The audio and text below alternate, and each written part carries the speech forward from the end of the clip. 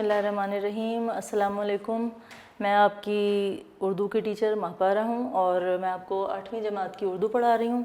आज हम पढ़ेंगे लेक्चर नंबर 9 हमने पहले पढ़ा था और इसके बाद हम लेक्चर नंबर 10 में मुकालमा निगारी सीखेंगे। मुकालमा बुनियादी तौर पर क्या है? मुकालमा कहते हैं दो से ज़्यादा लोगों के माबैन गुफ्तगू को मुकालमा कहा जाता है। यहाँ पर जो पहला मुकालमा है वो है उस्ताद और शागिर्द के दरमियान। नमूने के तौर पर मैंने थोड़ा सा यहाँ पर लिख भी दिया है। सवाल क्या आएगा? उस्ताद और शागिर्द के दरमियान मुकालमा लिखिए ट्रैफिक कवानीन की पाबंदी से मुताल्लिक़। तो आप उसका जवाब लिखेंगे। उसको शुरू करेंगे कि शागिर्द, क्या मैं अंदर आ सकता हूँ? यानी जब कोई तालिब इल्म जो है वो क्लास के अंदर आता है, जमात के अंदर आता है, तो सबसे पहले उसे क्या पूछना चाहिए? उस्ताद से अंदर आने की इजाज़त लेनी चाहिए। तो वो उसने सबसे पहले पूछा है कि क्या मैं अंदर आ सकता हूँ? उस्ताद ने कहा कि आइए। शागिर्द ने सलाम किया, अस्सलाम वालेकुम, जहाँ से हमारी गुफ्तगू का आगाज़ भी होता है।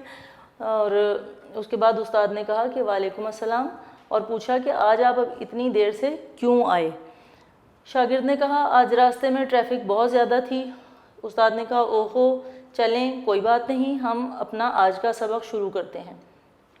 इसमें एक चीज़ का ख्याल रखिएगा, कुछ तलबा क्या करते हैं कि जैसे ये आपका पेज है, इस पे इधर आप लोग मार्जिन लाइन लगाते हैं, तो तलबा क्या करते हैं कि शागिर्द यहाँ लिख देते हैं और आगे से मुकालमे की लाइन लिखते हैं और फिर उस्ताद इधर लिख देते हैं। ये बिल्कुल गलत हो जाता है, ऐसे नहीं करना। ना ही ये करना है कि अगर मार्जिन लाइन ये लगी हुई भी है, जैसे ये हमने मार्जिन लाइन लगा दी, समझे ये आपका सफ़ा यहाँ से शुरू हो रहा है, आपने ये एक मार्जिन लाइन लगाई है, आगे से शुरू कर रहे हैं, तो आपको इसी तरह लिखना है शागिर्द और उसके आगे ये 2 डॉट इस तरह करके लगाने हैं और फिर आगे मुकालमा लिखना है, यानी वो जुमला लिखना है जो भी शख्स जिसके बारे में यहाँ पे ये जुमला लिखा जा रहा है, जिन 2 लोगों के माबैन ये मुकालमा है, वो जुमले आपने आगे लिखने हैं। यहाँ पर लाइन नहीं लगानी कभी भी, ये बहुत बड़ी गलती है, इसको कभी भी ना करिएगा। तो यहाँ तक हमने मुकालमा पढ़ा, इससे आगे पढ़ लेते हैं। उस्ताद ने कहा ओहो। अब ओहो क्या है? एक ताज्जुब का इजहार है, तो उसके आगे इस्तेजाबिया की अलामत लगेगी। और जैसे हमने यहाँ देखा कि ये सवाल था कि आज आप इतनी देर से क्यों आए, तो यहाँ पे सवालिया निशान का होना ज़रूरी है, इन चीज़ों का ख्याल रखिएगा। जहाँ जुमला मुकम्मल हो रहा है वहाँ पे ख़त्मा का निशान ज़रूर लगाइए। ओहो, चलें कोई बात नहीं, हम अपना आज का सबक शुरू करते हैं। हमारे आज के सबक का उन्वान है ट्रैफ़िक कवानीन का एहतराम, यानी ट्रैफ़िक के जो कवानीन हैं उनका एहतराम कैसे करना चाहिए, यानी उनको कैसे उनकी पैरवी करनी चाहिए और उनको जो है वो अपनाना चाहिए, उनकी खिलाफ वर्जी नहीं करनी चाहिए। शागिर्द ने कहा ट्रैफ़िक कवानीन किस लिए बनाए जाते हैं?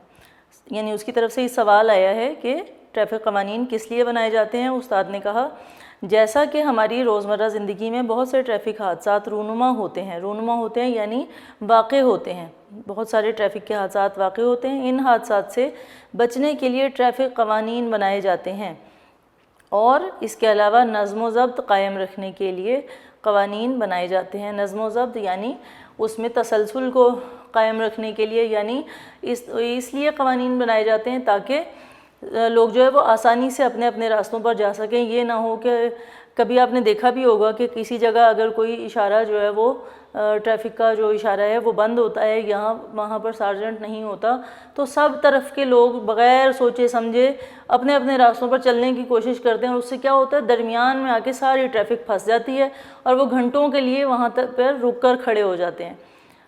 हालांकि बेहतर तो ये है कि वो देखें कि पहले किसको गुज़रना चाहिए और उसको रास्ता दे दें, तो ये जो इतना लंबा वक्त जो है वो वहाँ पर बर्बाद होता है, ज़ाया होता है और लोग गर्मी में और उसमें खड़े रहते हैं धुएं में, तो वो उससे बच जाएंगे। लेकिन ऐसा कम ही लोग करते हैं। तो इस सारा जो ये निज़ाम है ट्रैफ़िक का, इसको कायम व दायम रखने के लिए, इसके तसलसल को, रब्त को अच्छे तरीके से बरकरार रखने के लिए ट्रैफ़िक के कवानीन बनाए जाते हैं। शागिर्द ने कहा आपने बिल्कुल सही कहा, तेज़ रफ्तारी अक्सर हादसात का सबब बनती है। यहाँ पर जो मुकालमे हैं इसमें हमें अखलाक़ी सबक भी दिए जाते हैं। कौन सी वजूहात हैं जिनकी वजह से हादसात रूनुमा होते हैं और वो कौन सी चीज़ें हैं जिनको अपनाकर हम ان حادثات سے بچ سکتے ہیں اور ٹریفک کے قوانین کیوں بنائے جاتے ہیں؟ استاد نے جواب دیا کہ آپ نے بہت اہم بات بتائی، تیز رفتاری ہی کی وجہ سے جانی نقصان ہوتا ہے، یعنی ہمیشہ حادثات جو ہیں وہ تیز رفتاری، یعنی بہت تیز رفتار کے ساتھ اگر کوئی گاڑی چلا رہا ہو یا بائک چلا رہا ہو تو اسے رکنے میں بھی وقت لگتا ہے، اسے اگر کوئی نظر بھی آ جائے کہ سامنے سے آ رہا ہے اور اسے ٹکرا جائے گا تو اسے رکتے رکتے وقت لگتا ہے اور وہ اس میں جو ہے وہ کسی سے جا کر ٹکرا جاتا ہے اور حادثہ جو ہے وہ پیش آ جاتا ہے اور اس سے کیا ہوتا ہے، اس سے جانی نقصان بھی ہو سکتا ہے۔ ٹریفک قوانین میں ہمیں نظم و ضبط کا بھی خیال رکھنا چاہیے، یعنی نہ صرف یہ کہ ہم اپنی رفتار کو، یہاں پر صرف یہ نہیں بتایا گیا کہ آپ اپنی رفتار کو آہستہ رکھیں گے تو حادثات نہیں ہوں گے، بلکہ ٹریفک کے جو قوانین ہیں ان کو اگر ہم فالو نہیں کریں گے، ان کو اپنائیں گے نہیں، ان پر پابندی سے عمل نہیں کریں گے تو بھی حادثات جو ہیں وہ ہوتے رہیں گے۔ تو ہمیں ٹریفک قوانین میں نظم و ضبط کا بھی خیال رکھنا ہے، یعنی اگر سرخ لائٹ ہے، سرخ جو لائٹ ہے وہ آن ہے تو ہمیں وہاں پر رک جانا چاہیے، یلو ہے تو تھوڑا سا اس کو سٹارٹ کر لینا چاہیے گاڑی کو، اور جب گرین ہو جائے اشارہ، سبز ہو جائے تو پھر ہمیں چل پڑنا چاہیے، یہ اس کا نظم و ضبط ہے۔ شاگرد نے کہا پیدل چلنے والوں کو پہلے دائیں اور پھر بائیں طرف دیکھ کر سڑک پار کرنی چاہیے۔ استاد نے کہا آپ نے بالکل ٹھیک کہا، شاباش، چلیں اب ہم اپنا آج کا سبق پڑھتے ہیں۔ تو یہ آپ نے دیکھا کہ یہ دو لوگوں کے درمیان گفتگو تھی، اور دو لوگوں یا دو سے زیادہ لوگوں کے درمیان جو گفتگو ہوتی ہے اسی کو مکالمہ کہتے ہیں۔ اگر کوئی ایک شخص اکیلا بولتا رہے تو وہ مکالمہ نہیں ہے، اگر کوئی سنجیدہ تحریر ہے، پیراگراف کی شکل میں ہے، چاہے وہ کوئی شخص بول ہی کیوں نہ رہا ہو، وہ مکالمہ نہیں کہلائے گی، اس میں ایک سے زیادہ لوگوں کا گفتگو کرنا ضروری ہے۔ یہ ہم نے پہلا مکالمہ پڑھا ہے، یہ آپ کا جو ہے وہ 10 نمبر کا مکالمہ آپ کے پیپر میں آتا ہے، اس کو اچھے طریقے سے یاد کر لیجئے گا۔ صفحہ نمبر 70 پر یہ مکالمات دیے گئے ہیں۔ پہلا مکالمہ ہم نے پڑھ لیا اور اگلا جو ہے وہ ہم اس کی طرف چلتے ہیں، جو کہ طالب علم اور کتب فروش کے درمیان مکالمہ ہے۔ کس حوالے سے ہے؟ کتابوں کی بڑھتی ہوئی قیمت کے حوالے سے۔ تو طالب علم جو ہے وہ دکان میں داخل ہوتا ہے، سچویشن بھی بتا دی گئی ہے کہ صورتحال کیا ہے، کہ ایک طالب علم جو ہے وہ ایک دکان میں داخل ہوا ہے اور اس نے جو کتب فروش ہے اس کو سلام کیا، اس نے کہا السلام علیکم بھائی جان، یعنی اس نے احترام سے اس شخص کو، دکاندار کو بھائی کہہ کر، بھائی جان کہہ کر مخاطب کیا ہے۔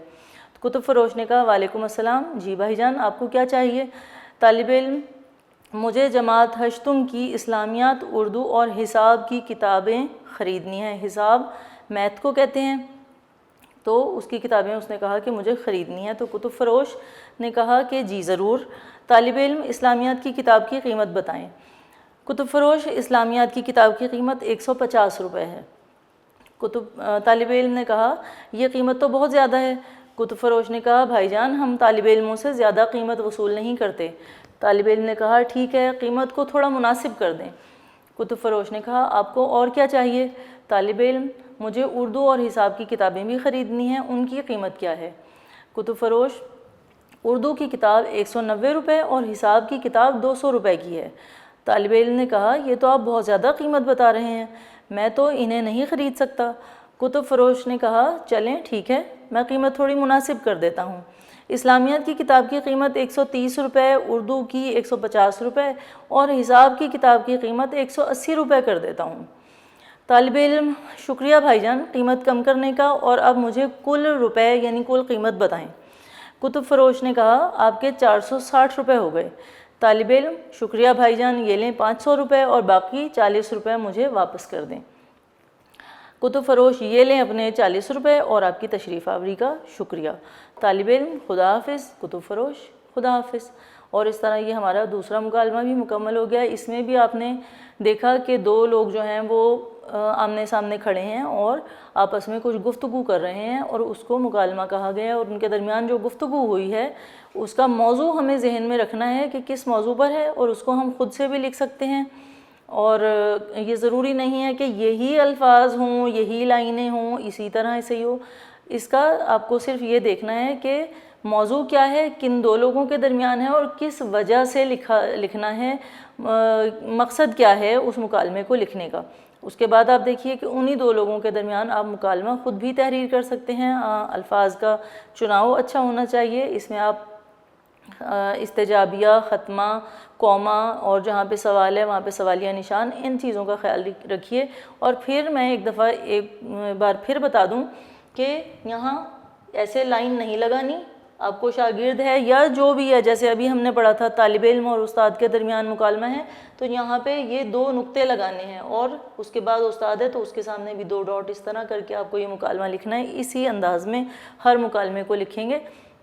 یہ آپ کا بڑے آسانی سے یاد ہو جانے والے مکالمات ہیں، اور یہ 10 نمبر کا سوال ہے آپ کا، تو اس کو اچھے سے یاد کریے اور آپ کا یہ سوال جو ہے وہ تیار ہو جائے گا۔ اگلا ہمارا مکالمہ ہے 2 دوستوں کے درمیان مکالمہ سالانہ امتحان کی تیاری کے حوالے سے۔ یہاں پر 2 دوستوں کے نام ہیں احمد اور علی۔ احمد کہتا ہے السلام علیکم، علی وعلیکم السلام۔ احمد کیسے ہو؟ علی کہتا ہے کہ اللہ کا شکر ہے میں بالکل ٹھیک ہوں، آپ کیسے ہیں؟ احمد اللہ کا شکر ہے میں بھی بالکل ٹھیک ہوں، کل میں اسکول گیا تھا اور ہمیں سالانہ امتحان کی ڈیٹ شیٹ مل گئی ہے۔ ڈیٹ شیٹ یعنی کس تاریخ کو آپ کا کون سا پیپر ہوگا، اسے ڈیٹ شیٹ کہتے ہیں، تو وہ مل گئی ہے۔ علی یہ تو بہت اچھی بات ہے۔ احمد کہتا ہے کہ علی آپ نے سالانہ امتحان کی تیاری شروع کر دی؟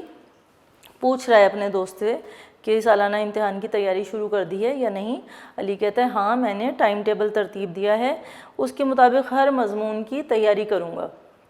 ٹائم ٹیبل کیا ہوتا ہے کہ ہم اپنے وقت کو تقسیم کر لیتے ہیں کہ ہمیں صبح اٹھ کر اتنے بجے اٹھنا ہے، نماز پڑھنی ہے، اس کے بعد ہمیں تھوڑی دیر کے لیے صبح کی سیر کے لیے جانا ہے، اس کے بعد ہم واپس آئیں گے، ناشتہ کریں گے، اور پھر ہم اس مضمون کو سب سے پہلے پڑھیں گے، فرض کیا انگریزی کو پڑھیں گے، 1 گھنٹہ ہم اس کو دیں گے، اس کے بعد ہم جو ہے وہ اردو پڑھیں گے، اس کے بعد ہم اسلامیات پڑھیں گے، اس کے بعد ہم تھوڑا سا آرام کریں گے، فرض کیا آدھا گھنٹہ ہم نے آرام کیا، اور اس کے بعد باقی مضامین اور ساتھ میں کھانا، اور یہ سارا جو ہم ٹائم کو تقسیم کر لیتے ہیں، وقت کو تقسیم کر لیتے ہیں، اس کو کہتے ہیں ٹائم ٹیبل بنانا۔ تو یہاں پہ یہی بتایا جا رہا ہے کہ علی کہہ رہے ہیں کہ ہاں میں نے ٹائم ٹیبل ترتیب دیا ہے، یعنی ایک لکھ لیا ہے اس کو اور ترتیب دے لیا ہے، اس کے مطابق ہر مضمون کی تیاری کروں گا۔ احمد نے کہا ٹھیک ہے، میں سوچ رہا ہوں کہ ہم دونوں مل کر اکیڈمی میں داخلہ لے لیں۔ اب اکیڈمی میں کیا ہوتا ہے آپ لوگ جانتے ہیں، اکیڈمی میں امتحانات کی تیاری کرائی جاتی ہے، اور اسی نقطۂ نظر سے تیاری کرائی جاتی ہے کہ امتحانات میں زیادہ سے زیادہ اچھے سے اچھے نمبر کس طرح لیے جا سکتے ہیں۔ علی نے کہا احمد آپ نے اچھا سوچا ہے۔ احمد کہتے ہیں اس طرح ہمارے سالانہ امتحان کی تیاری اور بھی اچھی ہو جائے گی۔ علی نے کہا اکیڈمی میں باقاعدگی سے ہر مضمون کے ٹیسٹ ہوتے ہیں اور تیاری بھی اچھی ہو جاتی ہے، یعنی اکیڈمی کا طریقہ کار یہی ہوتا ہے کہ اس میں آپ کے جو امتحانات ہوتے ہیں ان کے نقطۂ نظر سے، امتحانات کے نقطۂ نظر سے ایک سوال نامہ جو ہے وہ تیار کیا جاتا ہے، اور اس کو آپ کو دے کر ٹیسٹ لیا جاتا ہے تاکہ دیکھا جا سکے، پرکھا جا سکے کہ آپ نے کتنے اچھے سے تیاری کر رکھی ہے، اور اس میں جب نمبر آتے ہیں تو آپ کو اندازہ ہو جاتا ہے کہ آپ کی امتحانات کی تیاری کتنی اچھی ہے۔ جہاں پر کوئی کمی بیشی ہوتی ہے آپ اس کو زیادہ اچھے سے تیار کر لیتے ہیں۔ صفحہ نمبر 72 پہ آ جائیے۔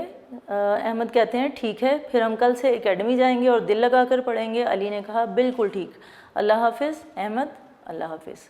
تو یہاں تک ہمارے 3 مکالمے جو ہیں وہ مکمل ہو گئے۔ اس کے بعد ہم ایک مضمون پڑھ لیتے ہیں آج، سائنس کے فائدے۔ اس کا آپ کے نوٹس کا صفحہ نمبر ہے 78۔ اس کو اوپن کر لیجئے، سائنس کے فائدے۔ آپ کا مضمون 10 نمبر کا ہوتا ہے، میں نے پہلے بھی بتایا تھا، اور ہم نے پہلے پڑھے تھے قائد اعظم کا مضمون پڑھا ہے اور استاد کا احترام پڑھا ہے۔ آج ہم پڑھیں گے سائنس کے فائدے۔ جی، انسان اشرف المخلوقات ہے۔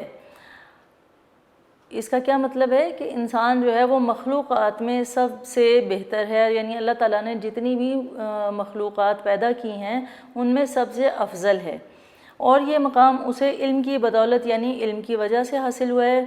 امید ہے آپ نے صفحہ نمبر 78 اوپن کر لیا ہوگا، صفحہ نمبر ہے 78، اور اس میں جتنے بھی مشکل الفاظ کے معنی میں آپ کو بتا رہی ہوں اس کو ساتھ ساتھ لکھتے جائیے گا تاکہ آپ کی سمجھ میں اچھے طریقے سے یہ مضمون آ جائے اور آپ اس کو بہت اچھی طرح سمجھ کر یاد کر لیں۔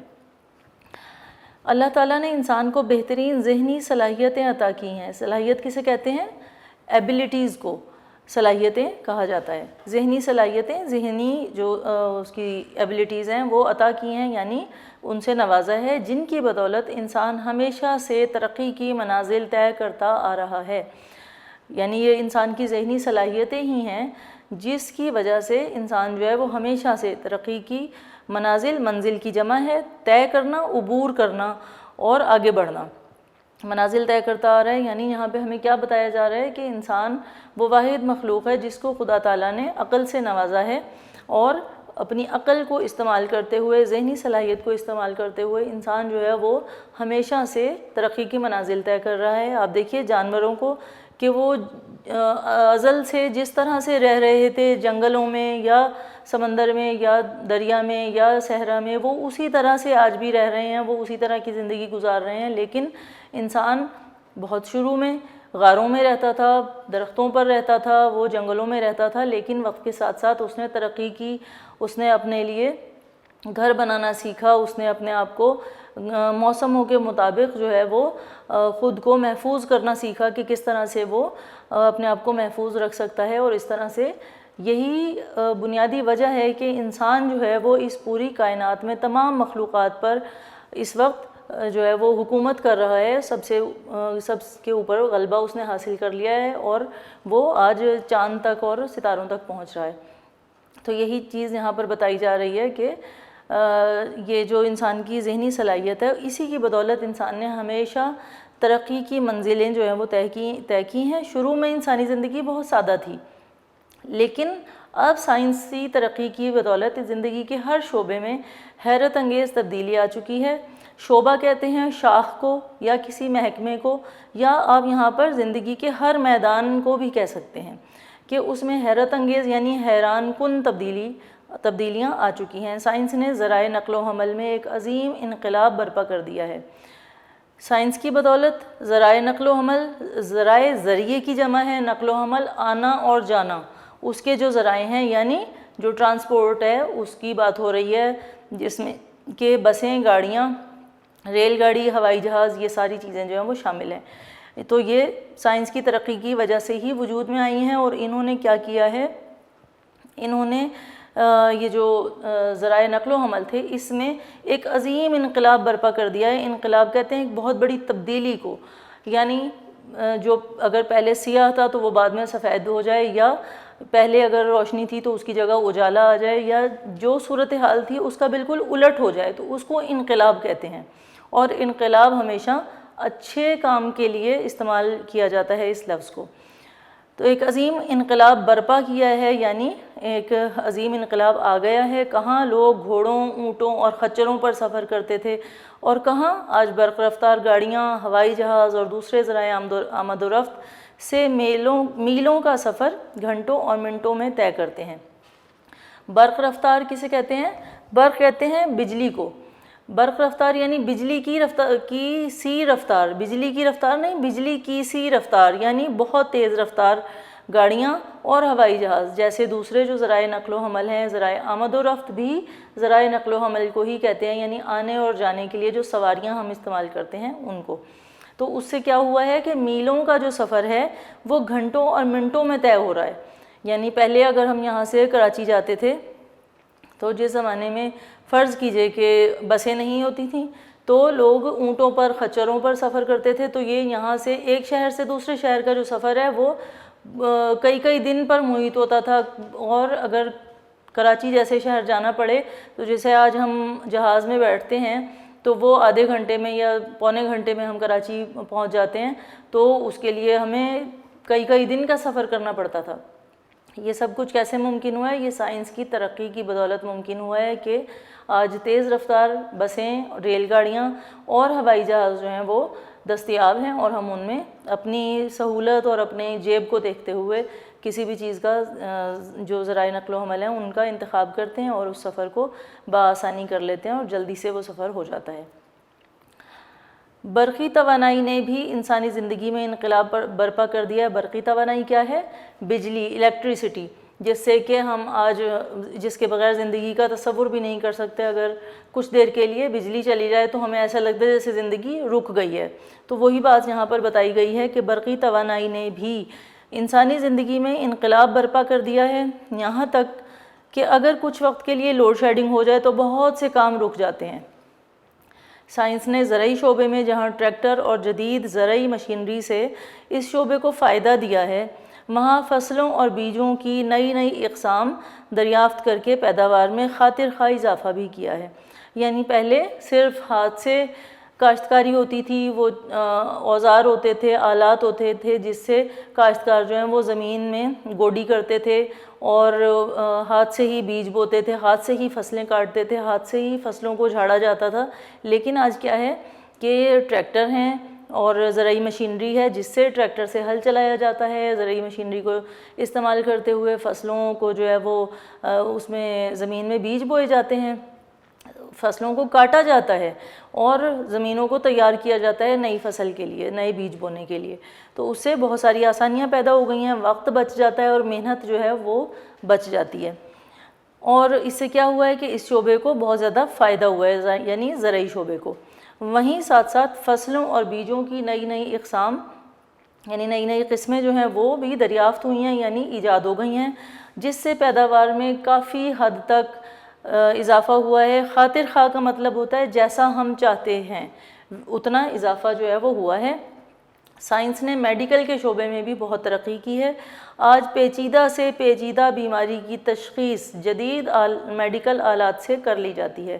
یعنی ایک وقت تھا کہ اگر ہمارے جسم کے اندر، انسان کے جسم کے اندر کوئی بیماری ہوتی تھی، اندر کچھ خرابی پیدا ہوتی تھی تو اس کا پتہ ہی نہیں چلتا تھا کہ کیا ہے، اور اس کا جو ہے وہ علاج بھی دستیاب نہیں تھا، دریافت نہیں ہوا تھا۔ لیکن آج پیچیدہ سے پیچیدہ، مشکل سے مشکل، پیچیدہ کسے کہتے ہیں؟ بہت الجھی ہوئی اور پیچیدہ مشکل جو بیماریاں ہیں ان کی بھی تشخیص جو ہے وہ کر لی جاتی ہے۔ تشخیص کرنا یعنی ان کو پہچان لینا، کہ جان لینا ان کے بارے میں کہ کیا بیماری ہے۔ تو یہ کس وجہ سے عمل میں آئی ہے، کس طرح سے عمل میں آتی ہے؟ جدید میڈیکل آلات انسٹرومنٹس کو کہتے ہیں، اور جدید میڈیکل میں جو آلات ہے استعمال کیے جاتے ہیں ان کی وجہ سے یہ جو عمل ہے یہ آج اس کو کیا جا رہا ہے۔ یعنی اگر دیکھیے کہ اگر ہمارے جسم کے اندر معدے میں فرض کیا کہ کوئی مسئلہ ہوتا ہے تو چھوٹے چھوٹے کیمراز جو ہیں وہ ایجاد ہو چکے ہیں جس کو جو ہے وہ منہ کے اندر ڈال کے اور معدے تک پہنچایا جاتا ہے، اور وہ کیمرہ وہاں سے سارا کچھ دکھاتا ہے کہ کہاں پہ کیا مسئلہ ہے، اور اس کو دیکھ کر پھر جو ڈاکٹرز ہیں وہ آگے علاج کرتے ہیں۔ تو یہ کس وجہ سے ممکن ہو سکا ہے؟ سائنس کی ترقی جو اس نے کی ہے میڈیکل کے شعبے میں، اس کی وجہ سے یہ ممکن ہو سکا ہے۔ اس کے علاوہ کینسر جیسی مہلک کہتے ہیں جان لیوا کو، جان لیوا بیماری بھی کہہ سکتے ہیں، مہلک بیماری بھی کہہ سکتے ہیں۔ کینسر جیسی مہلک بیماری پر تقریباً قابو پایا جا چکا ہے۔ یعنی اگر بہت شروع میں کینسر جب کسی کو ہوتا ہے تو اس کی ابتدا میں اگر وہ ڈائیگنوز ہو جاتا ہے، یعنی اس کی تشخیص ہو جاتی ہے، تو کیا ہے کہ اس کو کنٹرول کیا جا سکتا ہے، اس کا علاج کیا جا سکتا ہے، اس کو ختم کیا جا سکتا ہے مختلف طریقوں سے، دوائیوں سے بھی، اور کیمو تھیراپی بھی ہے اس میں، اور بھی بہت سارے طریقے ہیں جس کی مدد سے کینسر پر جو ہے وہ قابو پایا جا سکتا ہے۔ سائنس کی ذرائع ابلاغ میں ترقی نے دنیا کو ایک گلوبل ولیج یعنی عالمی گاؤں بنا دیا ہے۔ ذرائع ابلاغ کیا ہیں؟ بات چیت کرنے کے ذرائع۔ ایک وقت تھا کہ ہم صرف خط کے ذریعے سے ایک دوسرے سے بات چیت کر سکتے تھے، جو لوگ ہم سے دور رہتے تھے، ہمارے عزیز، ہمارے دوست، کوئی بھی لوگ اگر کہیں دور رہتے ہیں تو ان سے جو رابطے کا ذریعہ تھا وہ واحد ذریعہ کیا تھا؟ خط لکھنا، اور خط بھی جو ہے وہ کسی شخص کو دے کر بھیجا جاتا تھا تو وہ مہینوں کی، گھنٹوں کی مسافت طے کر کے وہاں پہنچتا تھا، اور پھر وہ خط اس شخص کو دیتا تھا، اور پھر وہ شخص جوابی خط لکھتا تھا، اور پھر وہ خط ہم تک پہنچتا تھا۔ اس طرح سے جو ہے وہ گفتگو آپس میں ہوتی تھی، یا اپنی کوئی بات جو ہم نے پہنچائی ہے اس شخص تک وہ وہاں پہنچتی تھی اور اس کا پیغام ہم تک پہنچتا تھا۔ اس کے بعد ایک دور آیا کہ فون ایجاد ہوا۔ ٹیلی فون کی ایجاد نے بہت آسانیاں پیدا کی، لیکن پھر بھی اتنی آسانی نہیں تھی جتنی آج ہے۔ آج ہم ایک موبائل فون لیتے ہیں اور اس میں ہمارے پاس مختلف ایپس ہیں، جیسے واٹس ایپ ہے، جیسے ایمو ہے، جیسے اور بہت ساری چیزیں ہیں۔ اس سے کیا ہے، ہم ڈائریکٹ کال کرتے ہیں، ویڈیو کال کر لیتے ہیں، اور وہ لوگ ہمیں 1 منٹ میں کال کنیکٹ ہوتی ہے، رابطہ ہمارا ان لوگوں سے ہو جاتا ہے، اور ہم جو ہے وہ اپنے سامنے ان لوگوں کو دیکھتے ہیں اور ہمیں ایسا لگتا ہے جیسے وہ لوگ ہمارے سامنے بیٹھے ہوئے ہیں اور ہم ان سے گفتگو کر رہے ہیں، اور ہمیں بہت لطف آتا ہے، ہمیں ایسا محسوس ہی نہیں ہوتا کہ وہ لوگ ہزاروں میل کی مسافت پر ہیں اور ہم انہیں دیکھ نہیں پا رہے یا ہم ان سے مل نہیں پا رہے۔ تو یہ جو ہے اس نے، یہ جو ذرائع ابلاغ میں ترقی ہے سائنس کی، اس نے دنیا کو گلوبل ولیج، گلوب آپ کو پتہ ہے دنیا کا جو نقشہ ہوتا ہے اس کو کہتے ہیں، جو آپ کو گلوب کو جانتے ہیں، دیکھا ہوا بھی ہے آپ نے، اس کو کہتے ہیں تو گلوبل ولیج یعنی ایک ایسا گاؤں جس میں پوری دنیا، گاؤں کیوں کہا گیا ہے یہاں پہ؟ کیونکہ گاؤں چھوٹا سا ہوتا ہے اور گاؤں میں بہت تھوڑے لوگ رہتے ہیں جو سب لوگ ایک دوسرے کو جانتے ہیں اور سب لوگ ایک دوسرے سے جلدی سے رابطہ کر سکتے ہیں۔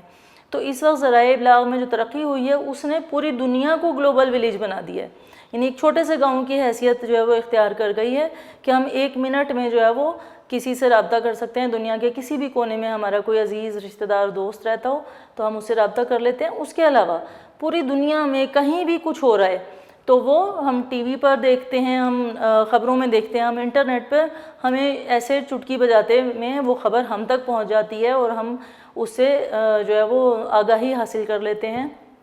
پہلے کے زمانے کی طرح ایسا نہیں ہوتا کہ دنیا کے کسی خطے میں اگر کوئی واقعہ رونما ہوا ہے تو وہ دنیا کے باقی علاقوں کے لوگوں کو معلوم نہیں ہے۔ اب ایک واقعہ، اگر کوئی اہم واقعہ رونما ہوتا ہے تو وہ پوری دنیا کو اس کی خبر ہوتی ہے۔ دنیا بھر کی خبریں اور معلومات میڈیا کے ذریعے ہم تک پہنچتی ہیں۔ میڈیا کیا ہے؟ سوشل میڈیا بھی اس میں شامل ہے، ریڈیو، ٹی وی، انٹرنیٹ، سب چیزیں جو ہیں یہ میڈیا کہلاتی ہیں، ان کے ذریعے سے ساری خبریں جو ہیں وہ ہم تک پہنچتی ہیں۔ سائنس نے گھریلو زندگی میں بھی بہت آسانیاں پیدا کر دی ہیں۔ فریج، واشنگ مشین، پنکھے، ایئر کولر، اے سی وغیرہ نے انسانی زندگی کو بہت آرام دہ بنا دیا ہے۔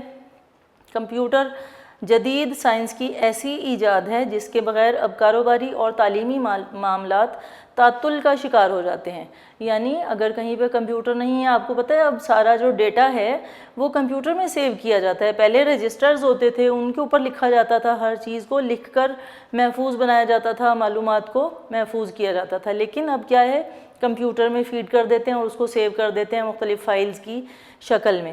تو اگر کہیں پہ لائٹ چلی جائے، لوڈ شیڈنگ ہو جائے تو کیا ہوتا ہے کہ وہ جو کاروباری سلسلہ ہے، تعلیمی معاملات ہیں، وہ تعطل کا شکار ہو جاتے ہیں، یعنی ان میں تھوڑا سا وقفہ آ جاتا ہے یا رکاوٹ آ جاتی ہے۔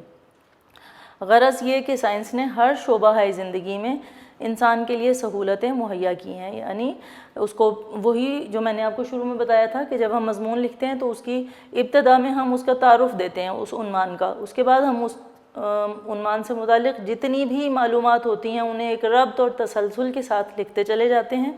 آخر میں ہم اس کا اختتام کرتے ہیں۔ یہاں پر اختتامی لائن کیا ہے؟ غرض یہ کہ سائنس نے ہر شعبہ زندگی میں انسان کے لیے سہولتیں مہیا کی ہیں، یعنی انسان نے زندگی کے ہر میدان میں انسان کے لیے سہولتیں یعنی انسانی آسانیاں جو ہیں وہ پیدا کر دی ہیں۔ تو یہ ہمارا آج کا مضمون تھا اور اس کو امید ہے آپ لوگوں نے اچھے سے سمجھا ہوگا، پڑھا ہوگا، ساتھ ساتھ مشکل الفاظ کے معنی کو بھی لکھا ہوگا اور آپ اس کو بہت اچھی طریقے سے یاد کیجیے گا اور اس کو جو ہے وہ تیار کیجیے گا تاکہ جب آپ کے ٹیسٹ میں یا آپ کے جو ٹرم پیپر ہیں ان میں جب آئے تو آپ اس کو بہت اچھے طریقے سے لکھ سکیں، اس سوال کو اٹیمپٹ کر سکیں اور اچھے نمبر لے سکیں۔ آج کا ہمارا سبق یہاں پر اختتام پذیر ہوتا ہے، اگلے لیکچر کے ساتھ ملیں گے۔ بہت شکریہ، اللہ حافظ۔